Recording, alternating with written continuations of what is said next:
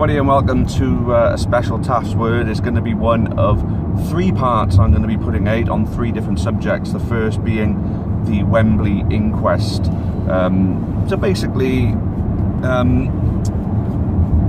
let's just look at it on a factual sort of level. I put something out over social media, and it wasn't very well received by the Tranmere lot, I can tell you that much. Yeah, I've had a bit of a pasting on Twitter from the Tranmere side, but then at the same time I've had a lot of backing from the Newport side, which you can imagine, yeah, you know, that's going to happen on both sides. So basically the post that I put out was along the lines of, I've been thinking about it because I'm just travelling back from London now. Me and Leanne have had a bit of time down in London. You know, there's a little bit of a getaway, you know, to coincide with our Wembley visit, of course, and been doing quite a lot of thinking about it afterwards. And since, I haven't watched the match back, but I've seen replays, I've seen reactions, and I've had interactions with a lot of people on it. Random people in London who've seen me in Newport County Top coming to me and telling me that we were robbed. Tranmere fans after the game at Wembley Stadium Station coming and telling me that we were better than them. They didn't deserve to win. Obviously they were over the moon that they did, but they felt bad for us because they felt as though the ref was siding with them. So we're talking, you know, we're talking about some honest, genuinely, what's the word I'm looking for? We're just talking about people who are honest realists, you know. I mean, well, when it comes to football, I know I have a bit of a poke at referees from time to time, but then we do get some really, really bad refereeing, you know, in our games. But this one was, it was so strange. You could tell there was something not quite right about what was going on, because obviously I said we're going to look at facts. Fact 1. Mike Dean is a Tranmere supporter and a Premier League referee, possibly the most high-profile Premier League referee. You know, we're talking on a publicity sort of scale, on a popularity kind of scale as well. Mike Dean is possibly the most recognised referee in the English game. No one, I don't think many people realised he was a Tranmere fan until he was spotted singing along with the Tranmere fans going mad after they beat Forest Green Rovers to get to Wembley. I mean, if you're going to be a fan, you're going to do that, and I thought, oh bloody hell, that's good, that is fair play, you know, he's a proper football supporter, good for him. That got an awful lot of publicity. The biggest, by far, chunk of publicity from the semi-finals of the League 2 playoffs. So going on to Wembley then, there's a lot of speculation over who was going to referee and whether it was going to be a mate of Mike Dean and all that, but I thought, no, surely there's more integrity in the game than that, you know, than a referee doing a mate a favour. You know, they're professional referees, they obviously pride themselves on their, you know, on how professional they are. Nothing like that can possibly happen. That was me thinking before going into the game. Another thought of mine before going into the game was, if we don't win today, you know, and we don't go get them promoted, I'm not going to be too disappointed. Obviously I'll be gutted because it'd be nice to have won, but I'm not going to be too disappointed because, to be honest with you, off the field we're probably not ready for League 1. We're barely ready for League 2, you know. I think we're still operating as, well, I think we're more Football League than we were a few years ago before the Supporters Trust took over, but then, you know, we're still very much in a non-league sort of setting off the pitch. So I don't think we would have been too prepared for League 1, but who knows, you know, you've got to be there and experience it to know if you're ready for it, really.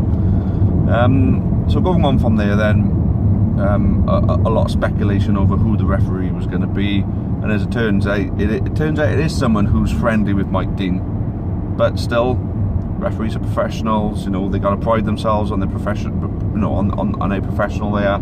So in the first half I felt the referee had a particularly good game, although he did miss a handball, but you can let him off with one. He missed a handball, although the replay suggests he was looking directly at it. Tranmere's player arm was right out, away from his side, you know, so basically on a horizontal to his shoulder. So that's very much the most unnatural position for your arm you can get. It was a shot at a goal that was blocked with that arm. The referee's looking directly at it, and somehow he didn't give it. Like I say, you let him off with one, and then for the rest of the first half, I felt he had a good game. As much as Tranmere fans are they're worse than Everton fans moaning for decisions. I mean, I thought Everton were bad. Because you watch an Everton game, and you know, a player could drop kick another in the face, and they'd cry and scream and moan because because they felt it wasn't a foul. I mean, Tranmere were worse than that. You know, every single decision. I mean, you know, a lot of what they did were blatant fouls, and they all cried like babies. It was annoying, but the referee was having a good game, I felt, up until the second half. Apparently he was seen talking to Mike Dean. I don't know how much truth is in that, but apparently he was seen talking to Mike Dean before the game or at some point during the game or whatever, but apparently he was meant to have had some kind of interaction with Mike Dean on the day.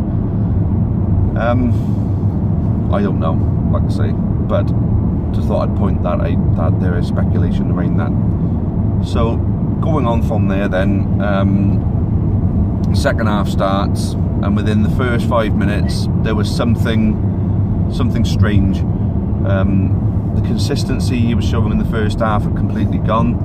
He was missing fouls on our players, he was giving negligible fouls against us, and for some reason there seemed to be a favouring. Now, we see this from time to time, but usually it's from the first to the 90th minute. When a referee's having a good game, he tends to have a good game throughout, he keeps his consistency, but for some reason something changed at half time. I think our performance didn't change. I thought that we were brilliant for the entire game, and as much as Tranmere say that they should have had a penalty for the foul from Butler, no, not for me, and I can usually be honest with this sort of thing. That was not a foul. And they're talking about Demetriou's takedown on James Norwood. No, I could tell you now that happened right in front of me, and I looked right down at it, the one on James Norwood. James Norwood fouled Mickey Demetriou, so he pushed him over and then tripped himself over Mickey Demetriou. So you can see, I see him push Demetriou down and then intentionally run into him and throw himself over him. That for me is not a takedown. That for me is an attempt to cheat to get a player sent off, which is disgusting. James Norwood is that kind of player. I don't like him one little bit. I mean, fair play, he's a great striker, and Tranmere fans, you're going to love him because he scores lots of goals for you. But the guy's a cheat, and it's as simple as that. The amount of times he was backing in to our attackers and then falling over and winning free kicks and things like that, it was disgusting. The amount of times our players had their shirts ripped off their backs in the box without any penalisation at all was disgusting. So Tranmere were playing very streetwise, and I don't like using that word streetwise, because basically to be streetwise in football, it means you know how to cheat and get away with it. So that's streetwise, and Tranmere were very streetwise. They attempted a lot of cheap tricks, they attempted a lot of tactical things to try and gain themselves advantages. It's not nice to see in football. I mean, football's a beautiful game, and it gets spoiled by things like that, you know. But then at the end of the day, you know, it happens. You know, I suppose it's just one of those things you got to accept in today's game. But the momentum on where the referee was offering, you know, his free kicks, and you know who he was giving fouls against, the momentum completely shifted, and he favoured that team no matter what anybody says. I mean, on the Tranmere side, like I said, I've taken a pasting from Tranmere fans because they want to think they won it on merit, but the truth is, and any honest Tranmere fan who will look at that game again, and surely all of them have watched that game back, anyone who's going to look at that, right, with a proper, honest and open mind, right, look at that and think, we got away with one there today. But no, those people who've come back to me on Twitter cannot accept that. Those people who come back to me on Twitter are the kind of people that are so full of shit that they believe their own bullshit.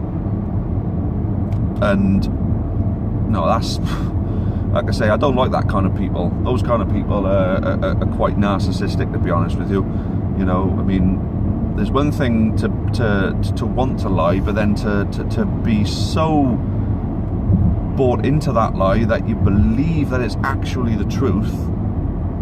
No, I don't like that sort of thing at all. And that's exactly what the response has been on Twitter for me. It's been people who believe their own bullshit. And for me, like I say, it was, yeah, well, you can understand that they want to think they won on merit, but the Tranmere supporters who came to me after the game, no, they didn't. They know, and they admitted to me they didn't win that game on merit. They got away with one, and they admitted that to me. There are people all over London, random fans. It was like like locals, Villa fans, Sunderland fans, who obviously we've encountered, who had all their own finals and everything like that, telling me, "Oh, you got robbed. Because they obviously watched the game, and they were a neutral. And they watched that game, and they know what happened. There's a few bloody hater clubs, you know. Basically, I had a Sheffield Wednesday fan come on and have a go. I just told him, you know, we should focus on the fact that your biggest rivals have leapfrogged you back into the Premier League. Colchester United fans and a few others who we're used to playing every week, you know, obviously didn't really watch the game or anything like that. I just seen me have a rant and seen an opportunity for them to have a rant. So I say, fuck them, like, you know. So basically, going on to it, the Jamil Matt penalty was 100% a penalty. As much as some of the deluded Tranmere fans are trying to say that they feel as though he's gone over too easy, I said, no, he's not gone over easy. He's not gone over easy at all. He's taken down, and if you look at it without a biased eye, he's taken down. The Ammon penalty was 100% a penalty. He was rugby tackled, and I saw him get taken down by McNulty with his arms, and he pulled him down to the ground in the box. No penalty. Caught on the counter attack. Mark O'Brien, very silly, already on a yellow card, but shouldn't have even been put in that position. And at the end of the day, right, I'm not saying that if the referee had given one of those penalties, we'd have won, because we've got to score the bloody thing first. All I'm saying is that if the referee did his job properly, potentially there could have been 2 or 3 penalties for us. There was 3 stonewallers, like I say. We let him off with the first one in the first half, in the 5th minute, with the handball. But the 2 100% definite penalties in the second half, at the end of the day, Mark O'Brien wouldn't have ended up in the position to take someone down to get himself sent off if he gives those penalties like he should have done. Simple as that. So we wouldn't have been down to 10 men. I'll tell you something now, even if we hadn't scored those penalties, the extra time would have been a lot different. That goal, that for me just wasn't coming at all. They had 1 or 2 chances throughout the game, but they didn't threaten us that much. They were taking a few pot shots here and there, you know, they didn't really do an awful lot in my eyes. With 11 men, it would have been a very different game in extra time. They certainly wouldn't have won. They won purely because we had one little gap at the back, and that Jennings managed to get the header. And fair play, he took it well. I got to give him that. He did take it well. But I just don't see how they would have won the game if we had 11 men, or if we'd have had at least 1 or 2 of those penalties that we should have been awarded.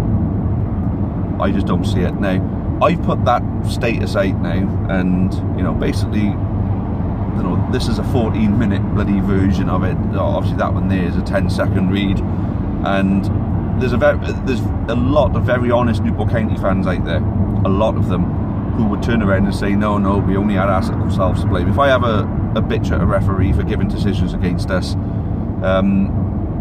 there are a lot of fans that, even though if the referees had a really bad game, that will turn around and say, no, we were crap, we got what we deserved, it doesn't matter about the referee and all that. Every single one of them agrees with me that we were stitched up. Now, these are people that never bitch about referees, but these people unanimously have come to me and said, yeah, we were stitched up. And plenty of people seem to think so, neutrals as well. So, as an inquest to Wembley, yeah, that was a stitch-up job. We were done like kippers, we were on that one, unfortunately. And it's just strange, isn't it, that this high-profile referee was a fan of the team that benefited from this, well, what you call it, an abhorrent refereeing display. And it's just funny how the most high-profile referee in the country, his team benefited from it. Where's his comments then? If he's such a professional referee, where's his comments on the fact we got away with one there? Because he knows it. He knows full bloody well. He'll look at that and think, fuck, we should have been given a penalty against us in the 5th minute. There's another penalty we should have had against us. There's another penalty we should have had against us. There's our penalty shite. No, that wasn't a penalty. There's the through on goal shite with Dimitri and Norwood. No, that wasn't a foul. So, as much as Tranmere would try and, you know, say, oh, we should have had this decision, we should have had the decision, referee favoured you in the first half. No, referee did not favour us at any point in that game. He played a fair first half, and the second half, it shifted completely into your favour, Tranmere. And any of you that think you won that game on merit need to have a long, hard look at themselves. Because at the end of the day, like I said, I usually wouldn't have been disappointed losing that game if it was on merit. But the way we lost that game, it stunk. It absolutely stunk. And I can't just say, well done, Tranmere. I didn't clap. Usually I'd have clapped them. I didn't clap because I knew there and then that we were tucked up, as did a lot of our supporters. That's why I didn't go to any Tranmere fans and wish them a congratulations. The only ones who I wish a congratulations to were the ones who actually come to me and admitted to me that they got away with one and we got robbed. Simple as that. So there we go. Anyway, I'm going to stop being bitter about it now. The next 2 videos that are coming out, I'm going to put one out regarding the retain list, and then I'm also going to put out a review of what has been an amazing season. So thanks for watching this one. Hope you watch the other 2 as well. As always, cheerio for now, and up the county. Many thanks for watching the latest content on the Amber Army channel. Please make sure you leave us a like. Make sure you subscribe for more content, both for the neutral football fan and also plenty of Newport County. Even more Newport County content can be found on the club's iFollow channel on the link above. It is just £4.49 per month to subscribe to that service. And those of you feeling extra generous can also support us on Patreon on the link at the bottom there.